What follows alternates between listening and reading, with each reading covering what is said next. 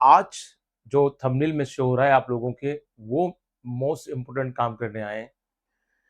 ये साइकोलॉजिकल ज़्यादा है क्योंकि आप नीट 2025 की तैयारी कर रहे हैं और ये टॉपिक टोटल साइकोलॉजिकल है। जो थंबनेल में शो हो रहा है कि आपने मॉक टेस्ट दे लिया, आपके मार्क्स आ गए। ज़्यादातर पिछला बार का दिमाग में बच्चों के है कि यार 700 प्लस बहुत सारे बच्चों के आए थे, है ना? मेरे 500, 550, 600, है ना? या उससे कम मार्क्स आ रहे हैं, तो क्या मेरा क्या होगा? मेरी रैंक क्या होगी? और अगर नॉन डिजर्व कैटेगरी का बंदा हूं तो और भी दिक्कत होनी है कि यार मेरे मार्क्स कहाँ तक पहुंच रहे हैं, मैं उसको एक बार चेक कर लूं। और मेरे मार्क्स तो मॉक टेस्ट में कम आ गए, अब मैं तो थोड़ा सा डाउन हो गया, मेरे साथ प्रॉब्लम हो गई। तो बच्चे की साइकोलॉजी इस तरह से होती है कि वो परेशान होता है। जैसे आप कोचिंग के टेस्ट देते, मेरे बच्चे मुझसे कई बार पूछते हैं, अभी एक बच्ची का फोन आया था कि मैं अक्सर इसलिए आपसे डिस्कस करता हूँ क्योंकि वो लाइव एग्जांपल्स होते हैं कि सर मैं फलाना फलाना कोचिंग में गई, पढ़ने में बच्ची अच्छी है और मैंने बैच ज्वाइन कर लिया। प्रॉब्लम काउंटर पे जाते हैं और प्रॉब्लम काउंटर पे सर जो पढ़ाते हैं वो अलग, प्रॉब्लम काउंटर वाला बंदा अलग, वो अलग टेंशन में कि यार ये क्या पूछ लेगी। अब वो प्रॉब्लम काउंटर वाला उसको अलग हेडेक दे रहा कि यार वो टॉपिक तो जो तो सर ने पढ़ाया ना, वो टॉपिक में ऐसा नियम, तुम तो है ना अगले साल जब रिपीटर हो जाओगे तब है ना हम आपका ध्यान देंगे। ये क्या भाई?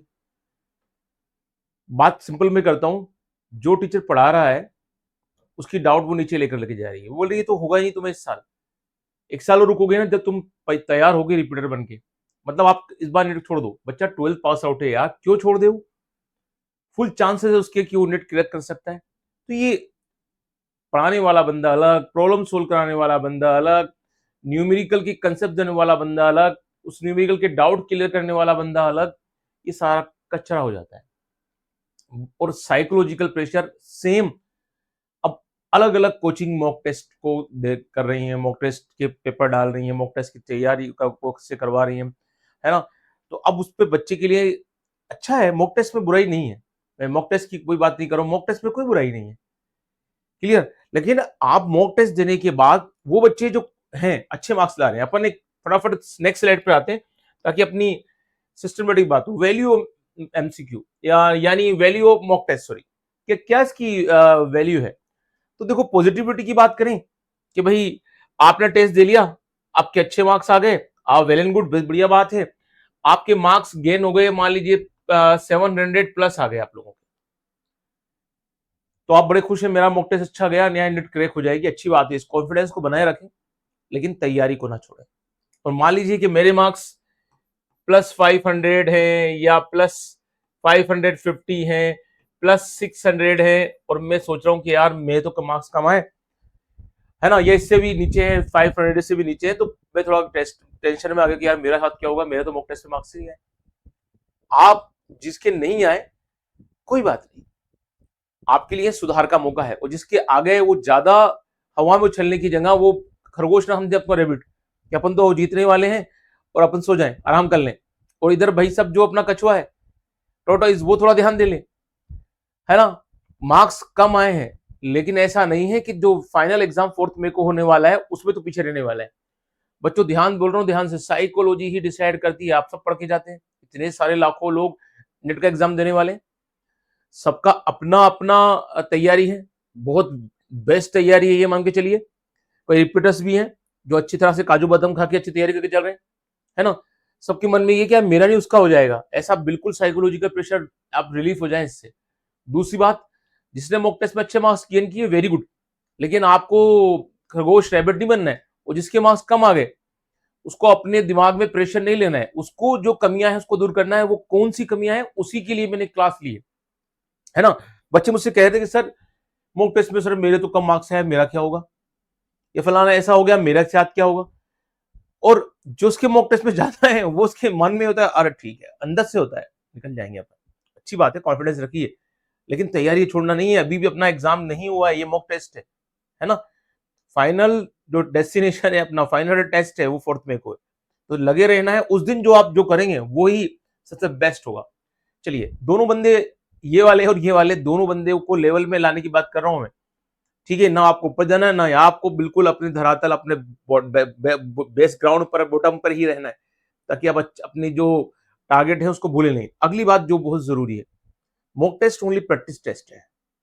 एग्जाम में उससे क्वेश्चन आएंगे, ना मैं जानता हूं ना आप जानते। क्लियर? ना वो बनाने वाला जानते हैं जो मॉक टेस्ट बना रहे हैं।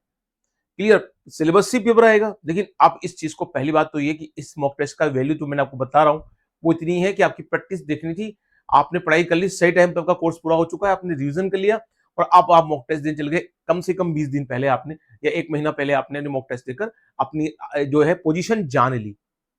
अब अच्छी बात है, अगर आपकी पोजीशन डाउन है तो आपके पास बहुत बढ़िया मौका है। कहते हैं ना, वो गिरने से ज्यादा सीखता है इंसान। ठीक है? तो बढ़िया बात है, आप गिर गए पहले से, अब आपके पास उठने का मौका है। और ऐसा उठिए कि आप डायरेक्ट 4th में एग्जाम पास करके जब रिजल्ट आए ना, तो आप वाह वाह करें। और मेरे जो, मैं से डायरेक्ट तो आप कांटेक्ट नहीं कर सकते ना, तो मेरे जहां पर भी आपको लिंक है, चाहे इंस्टाग्राम है, चाहे मेरा जो टेलीग्राम लिंक है, या मेरे जो आप कमेंट बॉक्स है वहीं लिख दीजिएगा, मैं खुश हो जाऊंगा। ठीक है? आपकी सफलता हमारी खुशी है, आपकी सक्सेस हमारी खुशी है, आपका फेलियर हमारा फेलियर है, आपका दुख हमारा दुख है। चलिए, अब जिस थंबनेल से जिस ऑर्डर अपने जिस लिए अपने ये वीडियो बनाया है उस पर आते हैं। अब देखिए, हमारे को हमारे मार्क्स हमारी जरूरत के हिसाब से नहीं आए, तो क्या ये बच्चे वो लोग नहीं देखेंगे जिनके अच्छे मार्क्स हैं? सब देखिए, आप लोगों के लिए भी है जिनके मार्क्स अच्छे हैं, जिनके नहीं है उनके लिए तो है ही सही। अब identify your practice, more practice topic. देखो ये टॉपिक क्या है, हर बच्चे के लिए अलग अलग है ना? हर बच्चे के लिए अलग अलग टॉपिक होता है। जैसे मेरे फिजिक्स अलग है, दूसरे की फिजिक्स अलग है, तीसरे की फिजिक्स अलग है, एक का सोचने का तरीका अलग, दूसरे का अलग, तीसरे का अलग। ऐसे मेरे जो टॉपिक्स हैं जिन पर मुझे आइडेंटिफाई करना है कि मेरी कौन सी गलतियां ऐसी हैं, मेरे कौन से टॉपिक ऐसे हैं जो कमजोर हैं, जो जिन पर प्रैक्टिस की जरूरत है। हार्ड नहीं बोलूंगा मैंने कहीं भी हार्ड नहीं लिखा है, identified your hard topics, no no.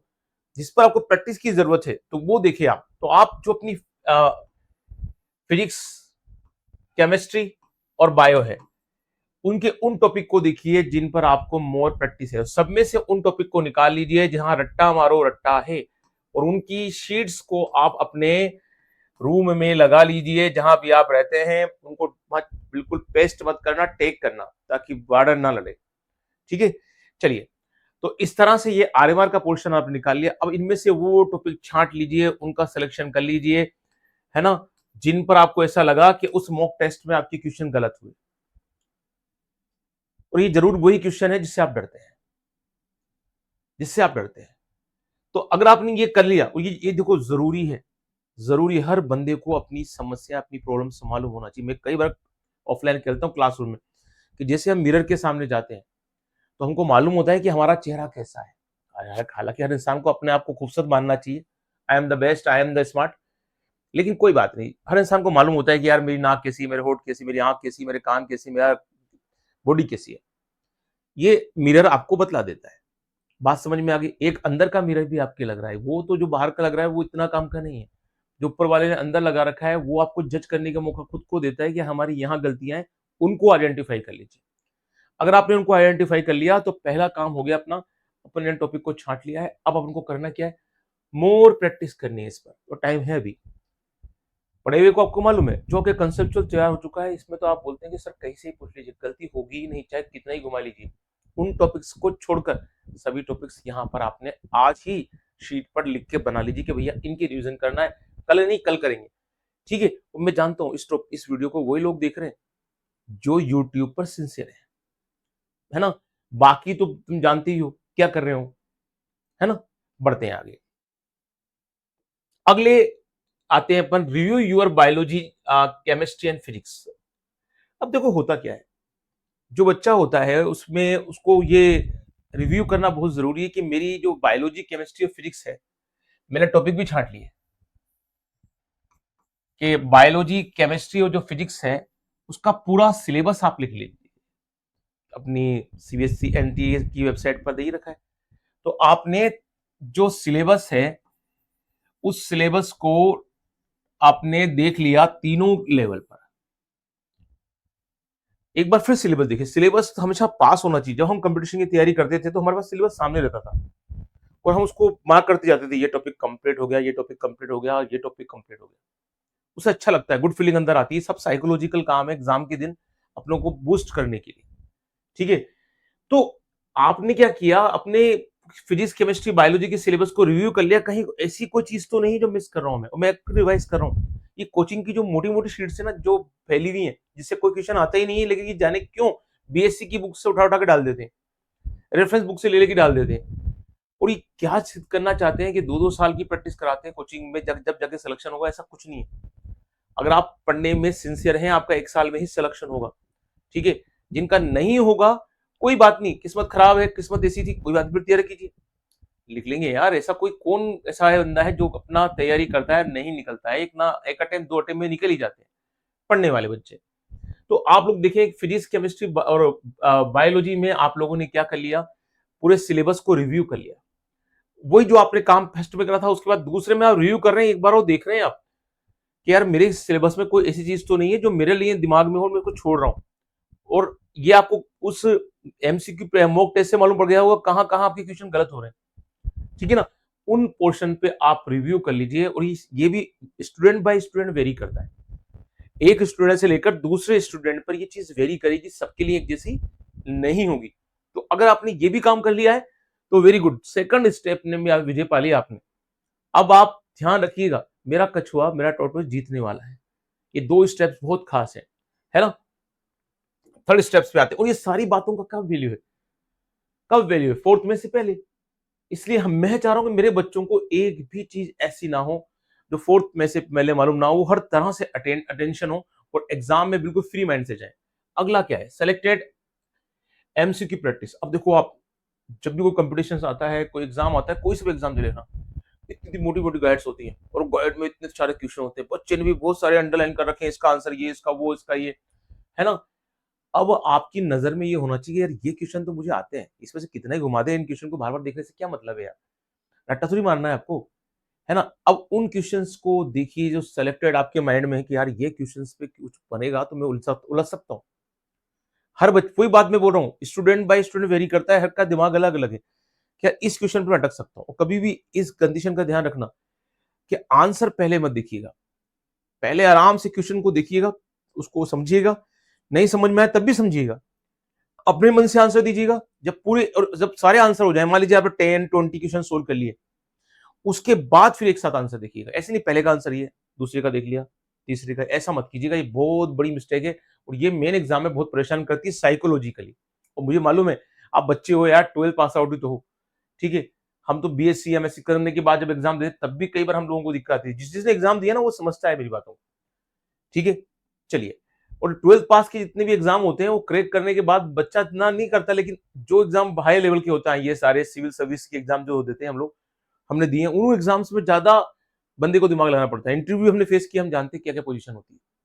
चलिए, तो इसलिए साइकोलॉजिकली इस प्रेशर को देखना रखना, ये आपको ही ध्यान करना पड़ेगा यार, मैं फिजिक्स के, केमिस्ट्री के या बायोलॉजी की एमसीक्यू की प्रैक्टिस कर रहा हूं तो मुझे सेलेक्टेड करनी है। सारी शीट्स उठा उठा के देखोगे, दिमाग में इतना लोड कहां से ले जाओगे बच्चों, क्लियर। चलिए आगे बढ़ते हैं। और आपने अपने तरीके से, स्टूडेंट के हिसाब से अपने तरीके से एमसीक्यू प्रैक्टिस कर लिए, देख लिए एमसीक्यू। और ये फिजिक्स, केमिस्ट्री, बायोलॉजी तीनों में इन चीजों का ध्यान रखना है। इस एमसीक्यू से याद आया, मैंने बायोलॉजी में मोस्ट एक्सपेक्टेड एमसीक्यू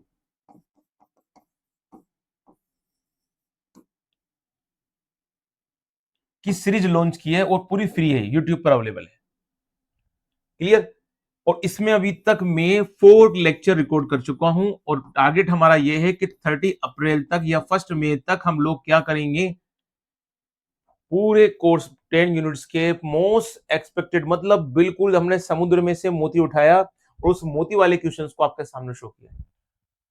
ऐसी गारंटी तो हम नहीं करते कि यही आ रहे हैं, लेकिन जिस बच्चे ने उस सेट की प्रैक्टिस कर ली, जो सीरीज की जो मैंने प्लेलिस्ट में डाल भी रखा है, उसका आई बटन पे मैं शो भी कर दूंगा, उस बच्चे के चांसेस हैं कि उसके बायो के 90 क्वेश्चंस में से 90 क्वेश्चन सही चले जाएं, क्लियर। मैं ऐसा नहीं बोलूंगा चाहेंगे सिया चौड़ा करके जाएंगे पक्का, मैं बोल रहा हूं ऐसा नहीं बोल सकता। हम पढ़ने वाले स्टूडेंट्स रहे हैं, हम जानते हैं, और जब टीचर बने हैं तब भी बड़ी जिम्मेदारी से इस चीज को कहते हैं। हमारा 20+ का एक्सपीरियंस है कोटा का यार, हम कितने बच्चों को हमने डॉक्टर बनवा दिया, मतलब बने तो वो है, हमने तो उनका साथ दिया है ना। तो आप लोग ये बात ध्यान रखें कि प्लीज आप सेलेक्टेड एमसीक्यू को देखें, और ये बच्चे वेरी करता है। इस कोर्स को जरूर ज्वाइन करें, बायो में आपको फायदा जरूर मिलेगा। ठीक है, चलिए अगली जो हम लोगों को बात पर ध्यान देनी है कि भाई अब क्या करना है, फेयरलेस स्टडी करनी है। यार होता क्या है, सब लोग डराते बहुत है ना। जब पढ़ते हैं तो पढ़ते पढ़ते बोलते हैं मेरा बेटा डॉक्टर बनेगा, तो वो डॉक्टर के प्रेशर में आता है। अभी जैसे मेरी बेटी, मैं उसे कह रखा है तुझे अगर अभी 9th क्लास में हो, तुझे जो करना है करना भैया, नहीं लेना बायोलॉजी मत लेना, आर्ट्स ले लेना। डॉक्टर बनना है, अपने अंदर डिसाइड करना, हाँ बनना है तो बनो। पापा बहुत हार्ड होती है डॉक्टर बनना। छोटी, उससे छोटी वाली बेटी बोलती है पापा बहुत हार्ड होती है। अरे हार्ड देखो, अब किसी बच्ची के मन में यही है। तो जब शुरू से पेरेंट्स ऐसे करते, मैंने नहीं बेटा कुछ भी नहीं है, डॉक्टर डॉक्टर खेलते हैं सब, तो बन जाते हैं आराम से। अगर आपकी शुरू से ध्यान है तो आराम से बनोगे आप। ये ध्यान और पर डिपेंड करता है, और नहीं बनना है तो नो प्रॉब्लम, अपन को तो बनना है, अपन देख रहे हैं वीडियो लेक्चर। क्लियर। तो फेयरलेस रहे, एग्जाम के दिन भी आपको फेयरलेस ही कर जाना है। लास्ट डे आप लोगों को जो एग्जाम का डे है ना, लास्ट डे भी आपको ध्यान रखना है 3rd मई को। मैं इसको लास्ट डे मानूंगा, 4th में तो एग्जाम है भाई। लास्ट डे जो हमारा 3rd में है, इसको भी हमको ध्यान रखना है। इसमें जितना कम हो सके उतना पढ़ना है, और जितना ज्यादा हो सके अच्छी से नींद निकालनी है, ताकि जब हमारा 2 से 5 का पेपर हो 4th में को, तो हम डरे नहीं। और ऐसा भी नहीं कि 4th में को लगे रहे, टाइम 2 बजने वाले हैं, वहां बाहर भी बैठे हुए सेंटर के बाहर देख रहे हैं, एक बार वो देख लो मैं कौन सा क्वेश्चन नहीं आ जाए। अरे ऐसा मत कीजिएगा। उस टाइम अपने दिमाग को फ्री रखेंगे, क्योंकि 3 घंटे आपको फिजिक्स केमिस्ट्री बायो में सोचना है ना। और फेयरलेस रहेंगे आराम से, कोई मन में अच्छे से भगवान का एक बार नाम, ऊपर वाले गॉड का एक बार नाम, अल्लाह का एक बार नाम, ईसा मसीह का एक बार नाम लेकर आराम से अपने, है ना, गॉड की मतलब अपने श्रद्धा, अपने जो भी है वो कर लिया आपने धार्मिक काम, उसके बाद आराम से फेयरलेस होकर जाइए एग्जाम देने। वो अगर गाने वाने का शौक है वो भी गाती जाइए। ठीक है। उससे क्या होता है, मूड अपना जो होता है ना वो बिल्कुल बूस्ट अप हो जाता है, और अपन को डर जो होता है वो थोड़ा सा कोने में चला जाता है। क्लियर। मुझे जब मैं एग्जाम देने जाता था, मुझे मालूम है छोटी क्लासेस में रास्ते मुझे ऐसा लगता था मैं भूल गया। आपको साथ भी सब क्या होता है, रास्ते से थोड़ी भूल तो नहीं गया, मैं भूल गया। ये दिमाग खेलता है अपने साथ। तो आप अपने आप साथ खेलने नहीं देना, फेयरलेस रहें। फेयरलेस रहेंगे अच्छे मार्क्स आएंगे बच्चों। और ये जितने भी मार्क्स लाते हैं ना, बढ़िया बढ़िया मार्क्स, ये सब फेयरलेस ही होते हैं। बाहर आकर बोलते हो हाँ मेरे साथ क्या हो, मैंने तो पेपर बिगाड़ दिया, ये बाहर आकर बोलते हैं, लेकिन ज्यादातर ये फेयरलेस रहते हैं। क्लियर। तो ये आपके लिए बहुत जरूरी है, बूस्ट अप करेगा आप लोगों को। और डोकोमोलिन का सुन रखा है ना, डोकोमोलिन लोगों को अच्छे का एहसास कराता है। तो बॉडी में बूस्ट अप होता है कि हाँ यार वेरी गुड, मैं कर लूंगा। वो जो थोड़ा बहुत डरना होता है, वो जाहिर सी बात है यार, जब आप एग्जाम देने वाले थोड़ा बहुत डर लगता है, वो डर फेयरलेस में ही आता है। ठीक है ना। तो केयरलेस और फेयरलेस दोनों का फर्क होता है। वो केयरलेस अलग भले बंदे होते हैं, वो मस्त हैं, वो जानते हैं। ठीक है, सर हम तो बिल्कुल नहीं पढ़े, अब हमारा क्या होगा, हम कैसे तैयारी करें। तो वो केयरलेस होते हैं। अपन फेयरलेस जब जाएंगे, केयरलेस तो हम रहते ही नहीं है, तभी तो वीडियो देख रहे हैं। ठीक है, चलिए आगे आते हैं हम लोग। नेक्स्ट इस पर तो बिल्कुल देखो, ये तो पूरा साइकोलॉजिकल, इस पर क्या डिस्कस करना, ये तो आपकी पूरी साइकोलॉजी पर बेस्ड है। इसलिए मैंने आपसे बोला वो एड्रेनलिन हार्मोन को ज्यादा लेवल पे मत ध्यान देना। फेयर फाइट और फ्लाइट, एड्रेनलिन बढ़ा तो फिर फेयर बढ़ा, है ना, फिर तो फिर फ्लाइट ही होगा। फाइट तो कहाँ होगी, फ्लाइट ही होगी। और फाइट पेपर से करके करेंगे, या पेपर थोड़ी फाड़ना है हमको। तो फेयरलेस रहें, अपने आप को बिल्कुल तैयार रखें, और जिस दिन एग्जाम होगा उसका इंतजार करें, एग्जाम आए। यूं नहीं कि एग्जाम नहीं आए यार, है ना, एग्जाम आए। मैं कहीं कुछ देख रहा था, एक यूट्यूबर ने लिखा एग्जाम आगे बढ़ने के चांस थंबनेल में। ऐसी फालतू चीजों पर ध्यान ना दें, है ना। चलिए न्यूमेरिकल प्रैक्टिस, हम बायोलॉजी वालों के साथ, जिसमें अच्छे बायोलॉजी वाले हैं, जो बायो को इसलिए उनको डॉक्टर बनना है, जिन्होंने बायो इसलिए नहीं ली कि फिजिक्स कमजोर है, ऐसे बायोलॉजी वाले तो थोड़ा सा मुझे माफ करें और तैयारी कर लें अपने हिसाब से। मैं उनको मना नहीं कर रहा हूँ, प्लेस नहीं कर रहा हूँ। लेकिन अगर आप न्यूमेरिकल पर बात कर रहे हैं, इस 5th टॉपिक पर बात कर रहे हैं, तो फिजिकल केमिस्ट्री और फिजिक्स के न्यूमेरिकल्स की प्रैक्टिस अच्छी तरह से कर लें। वो चैप्टर तो गिने चुने से हैं यार।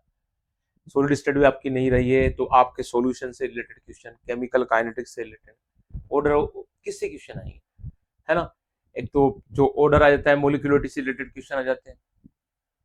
ज्यादा तो कुछ वो उलझाता ही नहीं है आप लोगों को, ज्यादातर फिजिकल केमिस्ट्री से क्वेश्चन आ जाएंगे, जनरल से क्वेश्चन आ जाती है, उससे रिलेटेड सॉल्यूशन से क्वेश्चन आ जाएंगे। 2 ही चैप्टर ऐसे जहां से हो जाएगा। एक अपना वो जो फर्स्ट चैप्टर है केमिस्ट्री का, है ना, जहां पर आपको बेसिक कंसेप्ट दे रखी है, मोलरिटी, जो जो अलग अलग कंसंट्रेशन है उससे रिलेटेड क्वेश्चन आ जाएंगे। तो मैं सब जानता हूँ, क्योंकि मैं केमिस्ट्री पढ़ाता हूँ, बता दूं आप लोगों को, तो मुझे सारा मालूम है उसका। तो वहां से न्यूमेरिकल से आ जाएगा आप लोगों के। इधर थर्मोडायनेमिक्स के क्वेश्चन आ जाएंगे आप लोगों के, तो वो थर्मोडायनेमिक्स वाला पोर्शन जो है उससे रिलेटेड क्वेश्चन आ जाएंगे। तो और यही तो गिने चुने चैप्टर्स है जहाँ फिजिकल केमिस्ट्री में आपको न्यूमेरिकल प्रैक्टिस करनी है। तो ये न्यूमेरिकल प्रैक्टिस पे आप लोगों को ध्यान रखना है कि ज्यादातर फॉर्मूला बेस्ड क्वेश्चन होते हैं। अगर आपको फॉर्मूला मालूम है, ठीक है, मान इनपुट जो इसकी वैल्यू है, वैल्यू इनपुट कीजिए और आंसर निकालिए। मेन क्या होता है, बच्चा यहां पर कंफ्यूज होता है, मुझे फॉर्मूला कौन सा यूज करना है। क्वेश्चंस में अलग आ जाता है, वो अलग ले जाता है, और सेम वैल्यू के साथ आंसर निकालना है।